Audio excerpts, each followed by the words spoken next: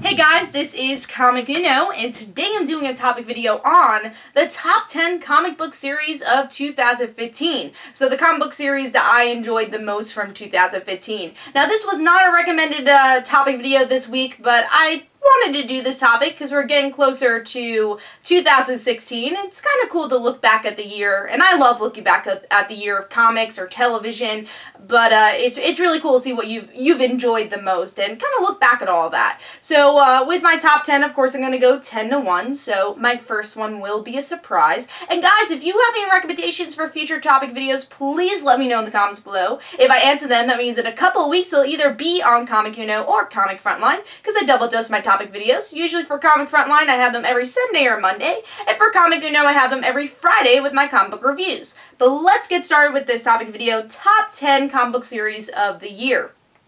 So number 10 is Starfire. I was pleasantly surprised by this book.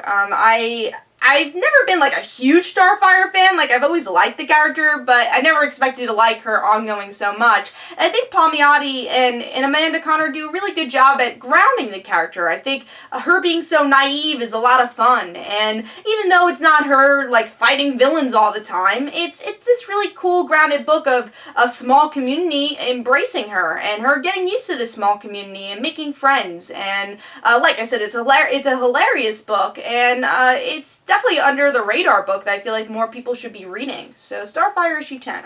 Starfire is number 10.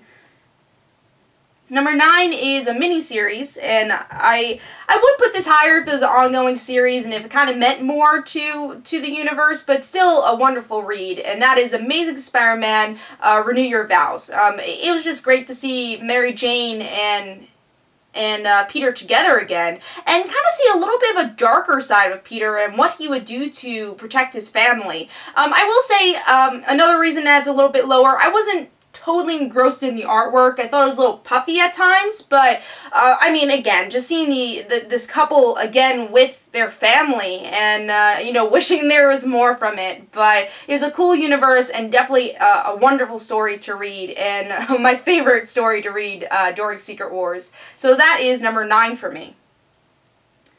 Number 8 is an indie title that just recently came out, and that is Paper Girls. I really am enjoying this book. The artwork is gorgeous, and also the story is mysterious, and it's not one of those books where it's a little bit too mysterious, where you're like, alright, where the hell are you going with this book? I feel like it's just mysterious enough. You know the characters well enough that you're like, you're invested in them by issue 1, and you don't know if this story is about space, or time travel, or religion, or what is this? In the first issue, you have a cliffhanger of an Apple product, and you're like, it's the 80s, why is there an Apple product? What is going on here?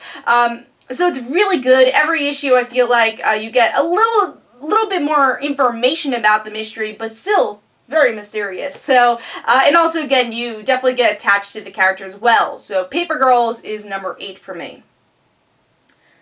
Number 7 is a newer book also that came out with all new, all different Marvel, but I felt like I had enough issues for me to include here, and that is Invincible Iron Man. I mean, Dave Marquez's artwork for this book is gorgeous, realistic looking. I've always enjoyed his artwork since Ultimate Spider-Man and his work on Miles Morales, and I think Brian Michael Bendis and Marquez is one of the most perfect creative teams, because I love what Bendis has been doing with Tony. Has a sense of humor. I think he gets his character completely right, which is great to see, because I did not really like Gillen's run on Iron Man. I actually had to drop Iron Man at that time, and I didn't really like Land's artwork for the series, so it's great to see, again, Tony a bit more grounded again, even though Pepper's not there and his other supporting cast is not there. I think, it's kind of a cool new status quo that I'm growing to like. So, again, beautiful artwork. I'm really excited to see how Mary Jane's going to join the cast in January,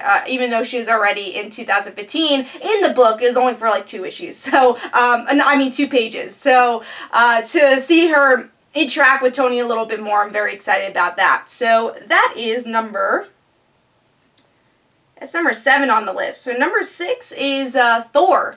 And I've never been a big Thor fan. Just never really liked the Norse god stuff. And that kind of all changed with with this book, because I think it really grounded the book with Jane. And honestly, the mystery was really interesting too, because in the end of this Thor book, you find out that Jane Foster is Thor. I knew she was Thor the whole time. I'm like, it has to be Jane, it has to be Jane. I want the character to be Jane. And that makes me even more excited to read the Mighty Thor more in 2016, because of the interesting story of seeing Jane, who's fighting cancer, also being a god, and having this war of the worlds also going on in the 2016 that they're starting to build up here. So yeah, Thor. The mystery was great. The artwork is gorgeous by Russell. Hopefully I pronounced his last name right. Doderman. Just such a great book. So again, it's a book that actually got me into Thor, where I was never interested in the character before. Alright, moving on to number 5. Top 5 we're up to now. Number 5 is Spider-Gwen. This is a character I've really grown to like throughout the year, and even in 2014 I really grew to like with Edge of Spider-Verse. And I really like her series. I will say I think hopefully next year will be even better with some of the story arc stuff, but I love the characters, and really I like where it's building up to in the next volume now, where it's building up with Harry Osborn and more of the villains there, and interacting more with the 616 universe. But I thought the first volume was pretty good, and introduced the secondary characters well, but definitely introduced Spire Gwen pretty well. That's number 5. And love the artwork by Robbie Rodriguez, and the coloring is beautiful for that also. Number 4 is one of our favorite characters since 2014, and that is Miss Marvel, Kamala. I love her character, and I think she's grown so much in this year. Really is discovering more of herself as a character. She became an Avenger this year. We're seeing her friend circle kind of change a bit. We're seeing, again, her interact with superheroes. She's that character that the whole Marvel universe, the whole superhero community is protecting and very protective over, but you see her growing and want her to become the best superhero that she can be. And I love her personality, and again, I just loved her growth this year in the series, and can't wait to see her grow even more in the Avengers in 2016 with her new series. Alright, number 3 is an indie title, and that is Invincible by Robert Kirkman. This book, I love how grounded it became in 2015 with Adam Eve and with Mark's daughter, and seeing them adjust to a new life. It wasn't really a superhero book. It was just a great comic, and because I think one of the logos, or the tagline is the greatest superhero book there is, and they cross out superhero, because yes, it's still a superhero book, and it's still kind of making fun of superhero tropes, but it's very much a book about Mark and Adam Eve, and that has very much changed in the last issue, so I'm curious to see what direction it's going to go in 2016. Also, Ryan Ottley's artwork is just gorgeous, even when there's not action scenes. I think he does the motion very well also. That's number 3. Number 2 is a book that I love that I think more people should be reading, and that is Revival, another indie book from Image. I think Revival is great. I love what's been going on this year, where we're getting closer to the mystery of who killed M, but you're also getting, the things that made you fall in love with the comic in the first place, which is the family dynamic, and really the sister dynamic between M and Dana. And you really get that in a head this year, and you see, Sheriff Cypress, Dana and M's father, find out that that M is a reviver, and that really changes the dynamic a lot too. And like I said, you get much closer to the mystery of what is a reviver, who killed M. It was gorgeous this year, and just great. Again, the artwork was gorgeous, and the book was just so good this year. So that is my number 2.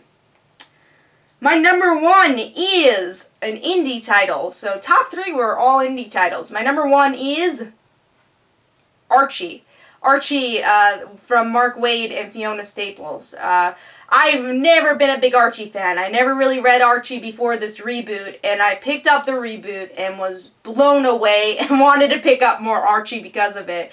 Fiona Staples' artwork was so good and made the book modern, you know, but also Mark Waid's storytelling made it modern and made it relatable. I like the Betty Veronica love triangle is in two girls fighting over Archie. They're definitely more fleshed out in the book, and I feel like I've learned a lot about these characters because of this reboot. It made me interested in the franchise and in learning more, and I really can't wait to see where Archie goes. So that's definitely my #1 pick. So let me know in the comments below, what were your favorite titles of the year? What do you think were really consistently good and the book that you really look forward to every month to come out or whenever the book came out? So let me know in the comments below. Hope you guys enjoyed. This is Comic You Know. Don't forget to follow me on Twitter. Don't forget to like my Facebook page. Also, description below, there's links from my comic book, Like Father Like Daughter. And don't forget to like the Facebook page of Like Father Like Daughter. I'll see you guys later.